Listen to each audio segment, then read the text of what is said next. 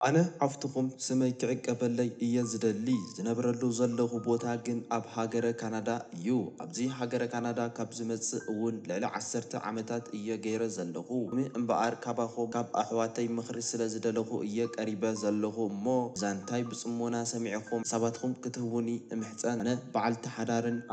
عد قلعان إيا زي ولادي جن كابزي أجي سبعي زلو زي كونس كاب قدامي أفكاري إيا وليديو مس قدامي أفكاري እዚ ውላደይ ምስ ተጠነሰ ብዙሓት ነገራት ኣጋጢሙ ክንሰማማዕ ስለ ዘይከኣልና ክንፈላለ ኪልና ገና ናይ ኣዋርሕ ጥንስቲ ከለኹ እዩ ገዲፉኒ ከይዱ ድሕሪኡ እውን ድሃይ ውላዱ ገይሩ ኣይፈልጥን ናይ ጫምኡ እውን ኢሉኒ ኣይፈልጥን በቲ ሓደ ልበይ ተሰይሩ ስለ ዝነበረ ኣብ ጽቡቕ ስምዒት እውን ስለ ዘይነበርኩ በቲ ሓደ ወገን እውን ውላደይ ክጉብዘለይ ይደሊ ስለ ዝነበርኩ ደጊመ ሓድሽ ህይወት ክምስርት ካልእ ሰብኣይ ክሕዝ ኣይከኣልኩን እዚ ወደይ ክሳብ ወዲ 5 ዓመት ዝኸውን ንውልቃዊ ህይወተይ እናመራሕኩ ውላደይ እናተኸናኸንኩ ናብ ዝኾነ ወዲ ከይቀረብኩ እየ ንበይነይ ንውልቀይ ዝጓዓዝ ነይረ ድሕሪ እዚ ናይ 5 ዓመት ናይ ውልቀይ ጉዞ ግን ምስ ሓደ ሰብ እየ ክቀራረብ ጀሚረ እዚ ወዲ ካብቲ ሰብኣይ ክሕዝ ወሲነሉ ዘይነበርኩ ግዜ እዩ ዝቀርበንን ዝልምነንን ነይሩ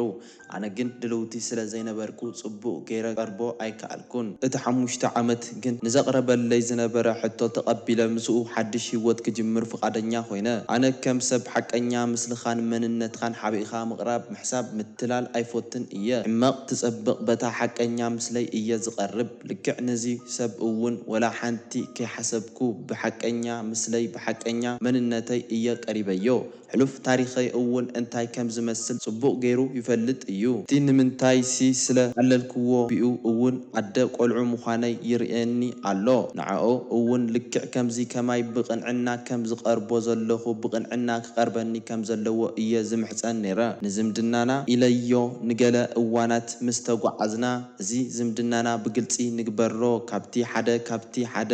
ክንሓብኦ የብልናን ርክብና ወግዓዊ ይኹን ንስድራይ ንስድራኻን ክነግሮም ኣለና ብምባል እየ ክዛረቦ ጀሚረ ንሱ ግን ንምንታይ ትህወኺ ኣለኺ ቁሩብ ዘይንጸንሕ መጀመርታ ሓደ ቆልዓ ንውለድ እሞ ብድሕሪኡ ከዓ ቀስ ኢልና ንስድራ ንነግሮም ቀስ ኢልና መርዓ ንገብር ብምባል ክማሳመስ ጀሚሩ ብዛዕባ መርዓ ብዛዕባ ስድራ ምልላይ ተጀሚረሉስ ክሃድምን ምኽንያት ክደልን ጀሚሩ ንውለድ ጥራይ ይብለኒ ኣነ ከዓ እዚ ዘረባ እዚ ፍጹም ኣይፈተኽዎን ቀዳማይ ኣፍቃርየይ ብጥንስተይ ገዲፉኒ እዚኸ እንታይ ክደግመኒ ኢለ ፈሪሐ ኣቐዲምና ቆልዓ ንውለድ ምባሉ ምስ ወለድኩ እንታይ መዲቡ ስለ ዘሎ እዩ ከምዚ ዝብል ዘሎ ኢለ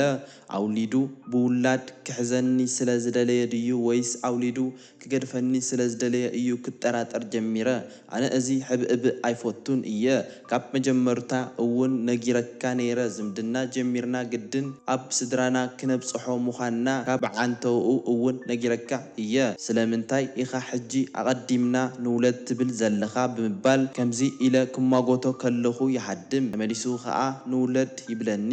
ቀዳማይ ወሊደ ስለ ዘይተሓጎስኩን ኣቦኡ እውን ኣብ ጎልጎል ስለ ዝገደፈንን ስለ ዘይሓገዘንን እቲ ቀዳማይ ወደይ ብዘይ ኣቦኡ ይዓቢ ስለ ዘለኹ ሕጂ እውን ቅድሚ መርዓ ክወልድ ከም ዘይደልን መጀመርታ ብስድራ ክንወድእ ከም ዘለናን ንሱ እውን መጀመርታ ነዚ ሓላፍነት ክወስድ ከም ዘለዎን ብድሕሪኡ ናብ ውላድ ክንሓልፍ ምዃንና እየ ደጋጊመ ሓቢረዮ ንሱ እውን ድሕሪ ክንደይሲ መርዓ ክንገብር ምዃንናን ምስ ስድርኡ እውን ከላልየኒ ምዃኑ ብምንጋር ሕራይ ኢሉኒ ኣዝዩ ደስ ኢሉኒ በል ምስ ስድራኻ ምስ ኣሕዋትካ ኣላልየኒ ዝብል ሕቶ ከዓ ኣስዓብኩሉ እንተ ንሱ ግን ውይ ብምባል ኣቦይን ኣደይን ብህይወት ስለ ዘየለው ከላልየኪ ኣይኽእልን እየ ኣሕዋተይ ግን ብህይወት ኣለው ተኾነ ግን ንሳቶም ኣብ ዓዲ እዮም ዘለው በለኒ ዝረኡ ብህይወት ስለ ዘየለው ሕማቕ ከም ተሰምዐኒ ሓቢሩ ጸገም የብሉን ብኻን ኣዴኻን እንተ ዘየለው እንታይ ጸገም ኣለዎ ምስ ኣሕዋትካ እውን እንተኾነስ ኣራኽበኒ ብምባል እየ ዝተወከስኽዎ ንመርዓ ወይ ንሓዳር ኣቦን ኣደን ጥራይ ኣይኮኑን ዝውድኡ ምስ ዓበይቲ ኣሕዋት እንተ ተላለየ እውን ንዓይ እኹል እዩ ንሱ ማዕረ ክንደይ ኣብ ልዕለይ ተገዳስነት ቁኑዕ ኣረኣእያ ከም ዘለዎ እዩ ዘርኢ ንሱ እውን ሕራይ በልኒ እሞ ንሓደ ሓው ደው ኢሉ ኣራኸበኒ ተላሊና ብዙሕ እውን ኣዕሊልና ብዛዕባ ኣፍቃርየይ እውን ብዙሕ ተዛሪብና ብድሕሪኡ እዚ እውን ንሱ ብዛዕባ ስድርኡ ዋላ ሓንቲ ከም ዘይፈልጥን ስድርኡ ንሱ ብቆልዑ ከለው ከም ዝሞቱን ንሱ ከዓ ምስ ኣሕዋቱ ከም ዝዓበየን ኣሕዋቱ ዓብዮም ክንዲ ሰብ ከም ዝገበርዎን ክሳብ ናብዚ ካናዳ እውን ብሳለኦም ከም ዝበፅሐን እዩ ዝሓበረኒ ከምዚ ምስ ኣሓቱ ተላለኹ ኣነ እውን ምስ ስድራይን ምስ ኣሓተይን ምስ ኩላቶም ቀረብተይን ኣላለዮ ብድሕሪኡ ንሓዋቱ ምልላይ ግን ስድራ ኣዲኡ ጥራይ እዮም መፁኒ ጀሚሮም ድራ እንዳ ኣቦኡ ዋላ እንኳ ደሃዮም ሰሚዐ ኣይፈልጥን እዚ ዝተዓዘቡ ቤተሰብ ከዓ እንታይ ደኣ ዘመድ እንዳ ኣዲኡ ጥራይ ዘላሊኹ ዘለው ዘመድ እንዳ ኣቦኡ የለውን ድዮም እናበሉ ሕቶታት ከቅርቡለይ ዝጀመሩ ኣነ ከዓ ክሓስብ ስለ ዝጀመርኩ እንታይ ደኣ ዘመድ እንዳ ኣቦኻ ኣያፋለጥካንን ዲኻ ቦቦኻ ኣዝማድ የብልካን ድዩ እናበልኩ ክሓቶ ጀሚረ ንሱ ከዓ ዘመድ ኣቦኡ ከም ዘይፈልጦምን ኣቦኡ ብቆልዑ ከለው ከም ዝሞቱን ምስ ቤተሰቦም እውን ከም ዘየላለዮን እዩ ዝነገረኒ ኣነ ከዓ ሕራይ ኢለ ስቕ ይብል ነይረ ኩሉ ግዜ ከምዚ ዓይነት ዘረባ ከልዕለሉ ከለኹ ግን ይሃድም ወይ ከዓ ኣጠፋፊኡ ካልእ ኣርእስቲ እዩ ዘልዕለለይ ነይሩ ኣጋጣሚኡ ብጣዕሚ እዩ ዘፍርሐኒ ነይሩ እንታይ ኮይኑ እዩ ብዛዕባ ኣቦኡ ክዛረብ ዘይደሊ ዘሎ ስለምንታይ እዩ ዘረባ ዝጥዋዊ ዘሎ እንታይ ዝሓስቦ ስለ ዘለዎ እዩ እናበልኩ ዝፈርሕ ነይረ ኣጋጣሚ ግን ኣብ ከምዚ ዓይነት ፍርሒ ከለኹ እቲ ኣብ መጀመርታ ዝደወለለይ ዓቢ ሓው ደው ኢሉለይ እሞ ስለምንታይ እዩ ብዛዕባ ኣቦኹም ክዛረብ ዘይደሊ ዘሎ ስለምንታይ እዩ ኣዝማድ ዝበሃል ኣይፈልጥን ዝብለኒ ዘሎ ኢለ ክሓቶ ደፊረ እወ ዓቂ እዩ ኣቦና ኢትዮጵያዊ እዩ ኣዴና የዕብያትና ኣቦና ብዙሕ ኣይንፈልጦና ብል መልሲ እዩ ሂብኒ እንታይ ፀገም ኣለዎ እዚኮ ዝሕባእ ነገር ኣይኮነን ቦታ ስለ ዘፈላለየና ኣብ ኩሉ ነገራት ፍልሊ ኣለና ማለት እኮ ኣይኮነን ሎሚ ኣለና ጽባሕ ከዓ ኩላትና የለናን ኢለ መሊሰሉ ብዙሕ ኣይሰንበድኩን ዘሰንብድ ነገር እውን ስለ ዘይኮነ ተቀቢለዮ ስለምንታይ ሓቢእካኒ ኢለ እውን ኣይተዛረብ ኣይ ኣግባባእኩን በቃ ብከምዚ ከዓ ተስማዕሚዕና ምስ ኣፍቃርየይ ተመርዒና ካብ ንምርዖ ከዓ ሕጂ ሓደ ዓመት ጥራይና ጌርና ዘለና እዚ ኩሉ ዓመታት ኣብ ከምዚ ክዕለኩም ዝጸናሕኹ እዩ ጠፊኡ ድሕሪ መርዓ ከዓ ሰብኣየይ ሓደ ዘየቅስን ነገራት ክረአየሉ ጀሚሩ ይሰርሕ እዩ ደሞዝ ኣለዎ ግን ከዓ ንዓይ ዋላ ሓንቲ ኣይሕግዘንን እቲ ገንዘብ ኣበይ የጥፍኦ ንመን ሂቦ ኣይፈልጥን እየ እዚ ኩሉ እናተኸፈለ ዋላ ሓንቲ ሓገዝ ኣርእዮኒ ኣይፈልጥን ንመጻይስ ኣዝዩ እዩ ዘፍርሐኒ ነይሩ ኣንታ እዚ እውን ግዲ ከምቲ ዝቀደመ ኣውሊዱ ገዲፉኒ ክኸይድ እዩ ጂ እንኳ ዘይሓገዘኒ ድሓር ምስ ወለድኩ ደኣ እንታይ እዩ ክደግመኒ እናበልኩ ወትሩ ዝሻቀልን ዝሓስብን ነይረ ኣብ ከምዝም ከሎ ከዓ ሓደ ግዜ ንሰብኣየይ ዝፈልጥዎ ሰባት ረኸብኩ ብዛዕባ ሰብኣየይ ብዙሕ ዘይፈልጦ ነገራት እዮም ኣዕሊሎምኒ ብዙሕ ዝተሓበአ ታሪክ ዘለዎ ኮይኑ ጸኒሑ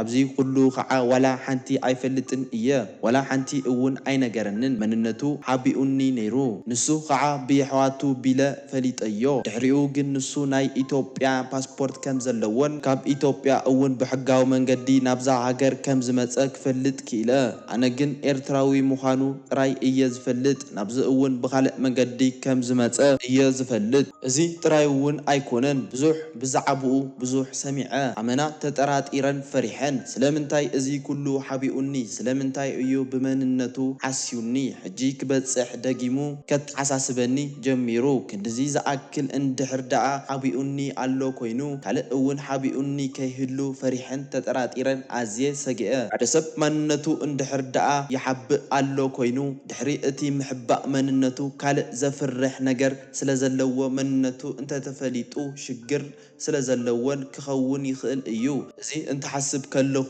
ኣመና እየ ዝጭነቕን ዝበሳጮን ንሱ እስካብ ሕጂ ንውለድ ጥራይ እዩ ዝብለኒ ዘሎ ኣነ ግን እቲ ካብ ሰብ ዝሰማዕኽዎ ዘረባ ኣይነገርክዎን ማለት ኣቦኡ ጥራይ ዘይኮነ ንሱ እውን ኢትዮጵያዊ ከም ዝኾነን ካብ ኢትዮጵያ እውን ብሌጋል ናብዛ ሃገር ከም ዝመፀን ካልእ ብዛዕባኡ ከም ዝፈለጥኩ ኣይነገርክዎን ኣለኹ ምክንያቱ ስለ ዝጠራጠርኩ ክሕስበኒ ስለ ዝጀመረ ስቕ ክብል ተገዲደ ዘለኹ ስለዚ እዩ ከዓ ምሳኹን ክማኸር መጽኤ ዘለኹ እዚ ሰብ ካልእ ሓቢኡኒ ከይህሉ ፈሪሐ ካብኡ ክወልድ እንተኮይነ መንነቱ መንነቱ ክፈልጥ የድልየኒ እዩ ድሓር እቶም ኣነ ዝወልዶም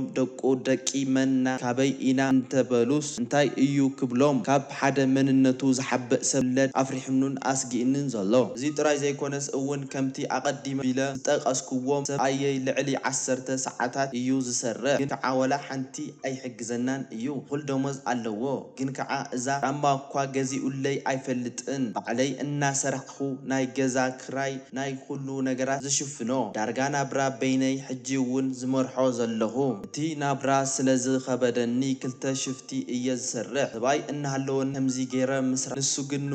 ንውለድ ጥራይ እዩ ዝብለኒ ዘሎ ጂ ምኽሪ ዝደልየ ዘለኹ ነገር እምበኣር እንታይ ክገብር ዘለኒ መን ኢኻ ንስኻ ስለምንታይ መንነትኻ ተሓብእ ኣለኻ